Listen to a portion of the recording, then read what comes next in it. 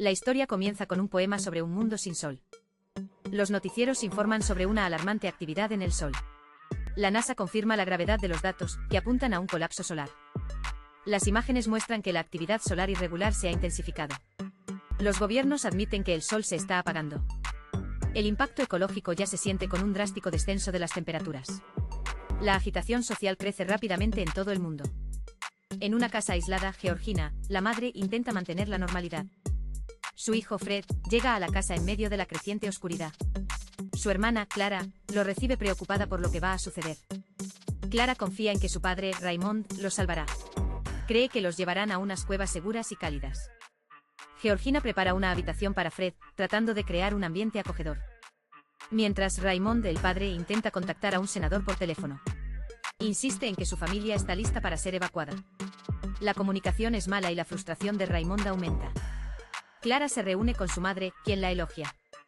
Georgina le dice a Clara que posee una belleza natural. A pesar de sus palabras, la tensión y el miedo son palpables. Clara le confiesa a su hermano Fred que tiene miedo. Fred admite que todos lo están, incluso su padre. Raymond intenta tener una conversación con su hijo Fred. Le exige a Fred que madure y asuma responsabilidades para sobrevivir. Fred cuestiona el plan de las cuevas, pidiendo ser más realistas. Raymond, evasivo, lo manda a buscar a su madre para cenar. Georgina anuncia que Fred ha llegado con una invitada. La invitada es Margot, la novia embarazada de Fred.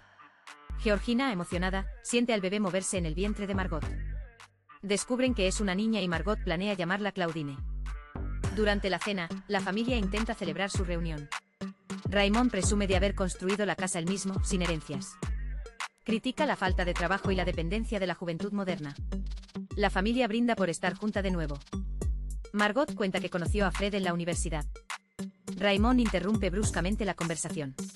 Cuestiona a Margot sobre cómo planea dar a luz sin hospitales. Los acusa de ser irresponsables por traer un bebé a este mundo. La tensión en la mesa se vuelve insoportable tras sus palabras.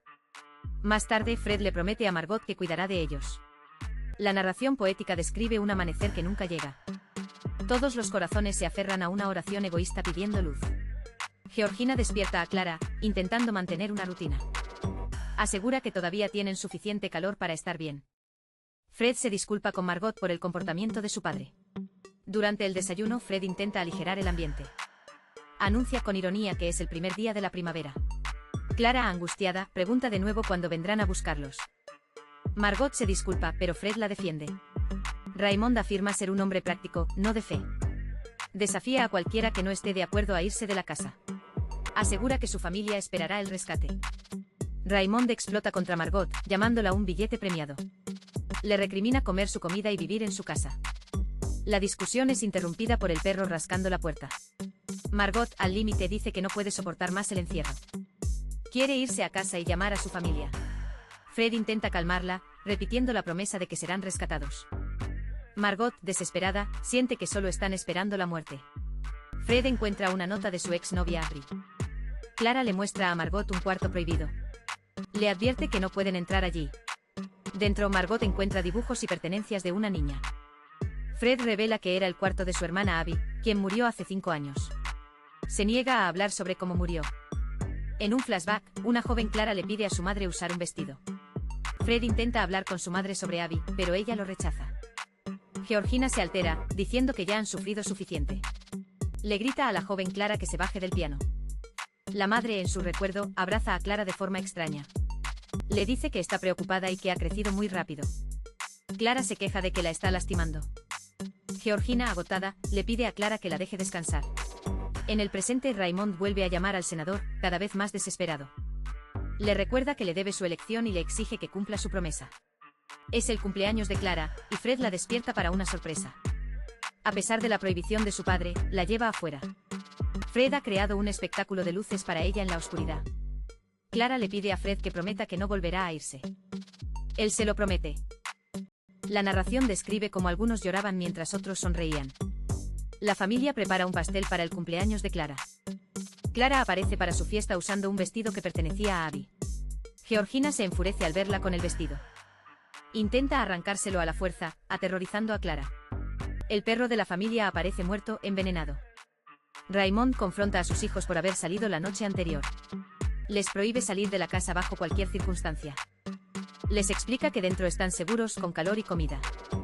A pesar de todo, le cantan el feliz cumpleaños a una triste Clara. La narración poética regresa, y toda la tierra tenía un solo pensamiento: la muerte inmediata y sin gloria. Fred le confiesa a Margot que tiene pesadillas sobre su futuro bebé. Margot encuentra a Fred leyendo un libro sobre bebés. Fred admite que se fue de casa porque no podía soportar la situación. Margot le pregunta qué le pasó a su hermana Abby. Fred, con voz temblorosa, le revela la verdad. Nuestro padre la mató.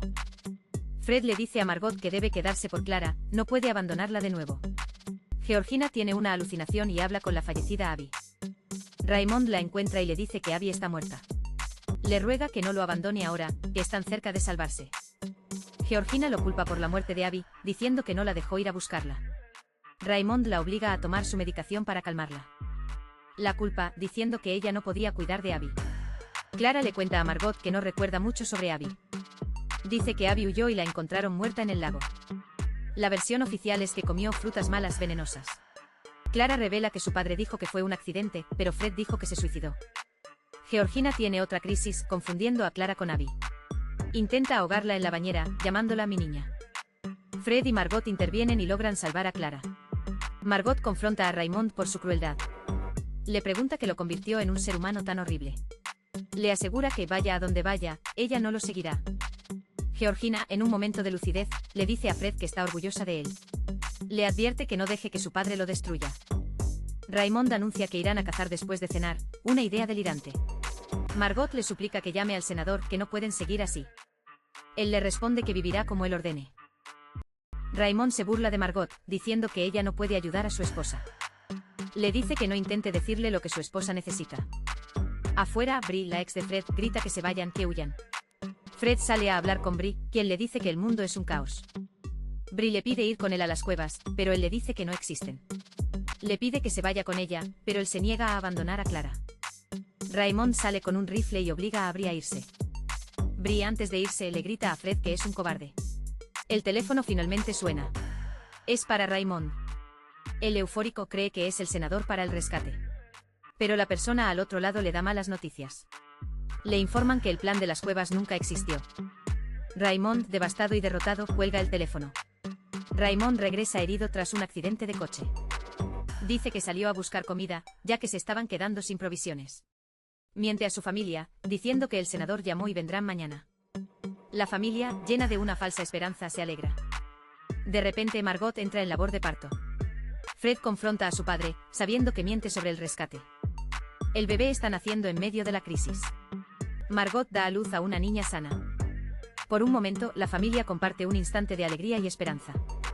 Raymond sostiene a su nieta, recordando cuando vio a Fred por primera vez.